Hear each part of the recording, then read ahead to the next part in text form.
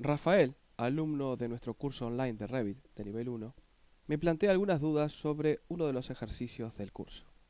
El ejercicio trata de la creación de un edificio de oficinas de 3 plantas y las dudas que me plantean están referidas específicamente a niveles. Voy a leer parte del mensaje que me ha hecho llegar Rafael para responder a estas dudas. Me cuenta que está haciendo este ejercicio y me lo envía para que lo revise porque le ha generado algunas dudas respecto a los niveles de planta baja. Leo ese párrafo. Dice así: necesito aclaraciones por si voy mal o dónde me equivoco. He comprobado que la tabiquería interior la tengo restringida de base a planta baja. Entiendo que ha querido decir que la tiene restringida desde planta baja a planta primera. Continúo. Pero en la planta de acera, podemos ver aquí que su ejercicio tiene un nivel acera. Se me ve también, se refiere a que también se ve la tabiquería. Luego aclara, eso no debería suceder porque se supone que de ahí es donde parten los pilares únicamente. Se refiere a que parten únicamente del nivel acera y no debería verse los tabiques que están asociados a la planta baja. Luego dice, también quiero que mires el pilar que hay insertado en la planta de acera con sus características, si está bien o no. Bueno, vamos a partir a explicar una cosa que me parece importante. ¿Qué es un nivel en Revit? Muchos tienen la idea de que un plano de planta y un nivel de Revit es lo mismo. Y lo cierto es que no es lo mismo. Podemos tener muchos niveles y en algunos de ellos tener un plano de planta asociado. ¿Cuál es el objetivo de un nivel? ¿Tener un plano de planta? La mayoría de las veces sí, pero no siempre. Lo voy a explicar. En esta vista podemos ver los diferentes niveles que hay creados en este proyecto. Tenemos en primer lugar un nivel 0, que sería planta baja, planta primera, segunda y bajo cubierta. A su vez, Rafael ha creado un nivel que es acera con una diferencia de 36 centímetros entre el nivel de acera y el nivel interior. Y eso es correcto. Ahora bien, el hecho de que exista este nivel acera no implica que necesitamos tener un plano de planta asociado. Es decir, si nosotros fuéramos a presentar este proyecto y deberíamos imprimir los diferentes niveles, ¿qué nivel le vamos a imprimir? Vamos a imprimir planta baja, planta primera, planta segunda y bajo cubierta incluso. Pero, ¿vamos a imprimir un nivel de acera? ¿O acaso el nivel de acera y planta baja no serían lo mismo? A la hora de presentar un plano me refiero. En realidad la acera y la planta baja deberían estar en el mismo plano. Otra cosa es que, además, como me comenta Rafael, quisiera hacer un plano de cimentación. En el mensaje que me envía Rafael comenta que ha agregado un pilar que parte del nivel acera y también comenta que todos los pilares nacerían en ese nivel. Bueno, está bien.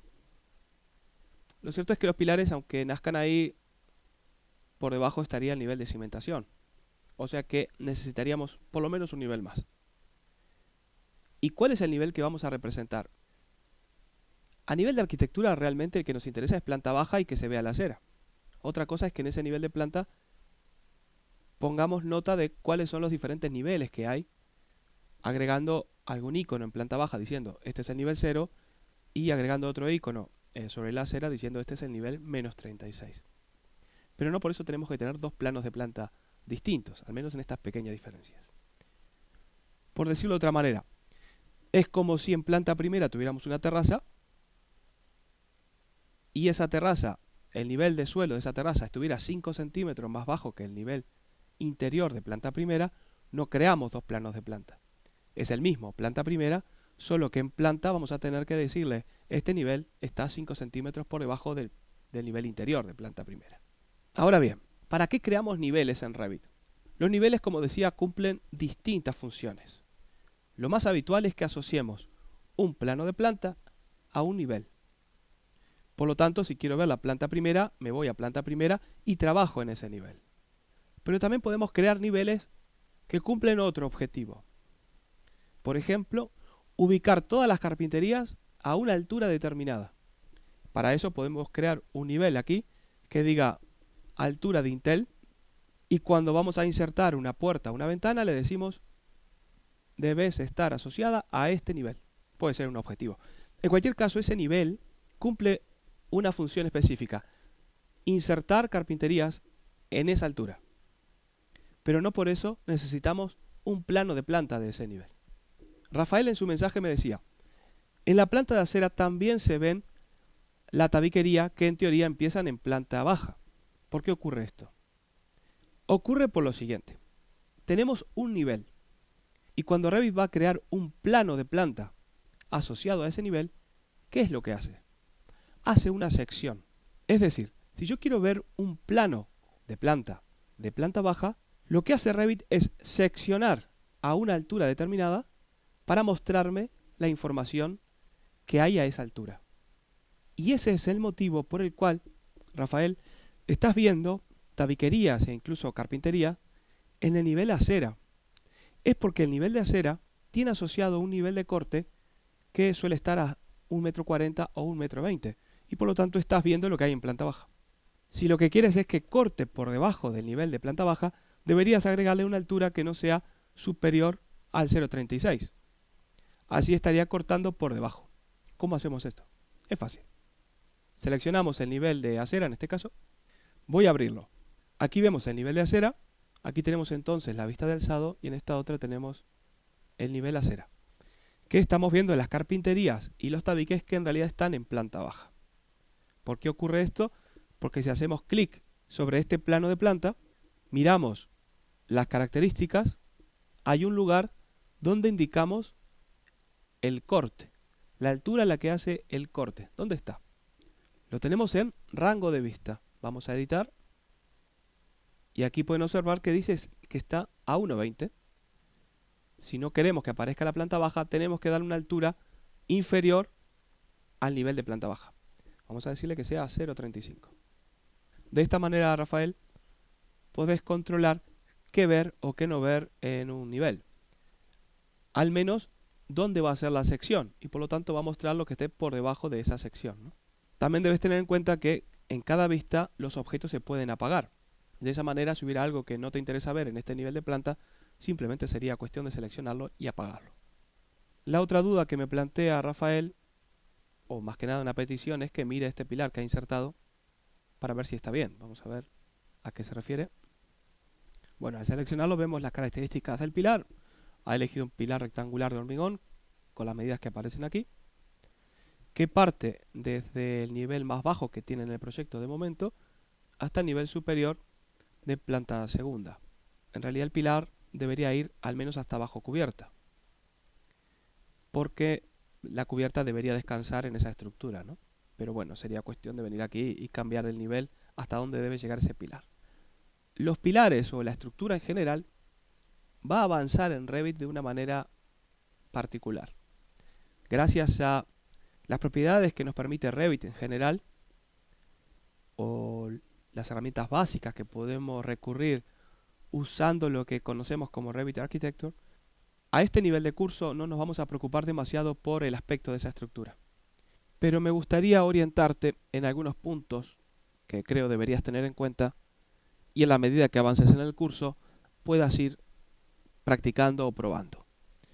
En primer lugar, un pilar estructural no debería estar alineado a las caras exteriores, ya que supuestamente ese muro que tenemos dibujado contiene las terminaciones. Por lo tanto, si fuera un muro de ladrillo, no podría coincidir la cara exterior con el pilar de hormigón, porque si no, al verlos desde fuera, en una vista 3D, estaríamos viendo un muro de ladrillo que se corta para mostrar el hormigón del pilar. Ese pilar, por lo tanto, en planta debería estar desfasado de la cara exterior para que el ladrillo pase por delante y haga de recubrimiento. Así que ese pilar debería estar desfasado algo, quizás 5 centímetros, 6, 7, lo que necesite. Insisto, estos son pequeños detalles que en la medida que avancemos en Revit vamos a poder ir mejorando, que están más relacionadas con el cómo presentamos un proyecto o cómo es un proyecto en realidad cómo estamos usando Revit. Entonces, lo que tenemos que tener claro es que esto es un curso de Revit y lo importante es crear cosas, saber que las podemos modificar e ir avanzando en cada una de las etapas.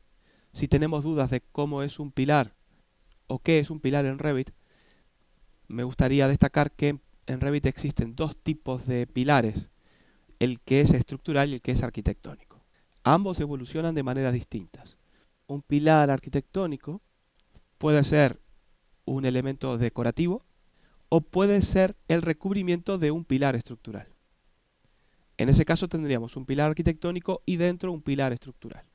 De hecho, existen herramientas en Revit para hacer que donde hay un pilar arquitectónico inserte dentro un pilar estructural. Si miras aquí arriba, al crear este pilar, hay una opción que dice se mueve con rejillas. Es algo importante. Si asociamos los pilares estructurales a una rejilla, luego, con solo mover la rejilla, se mueven los pilares. Pero en esta etapa de curso, vamos a centrarnos en la arquitectura, en los elementos arquitectónicos.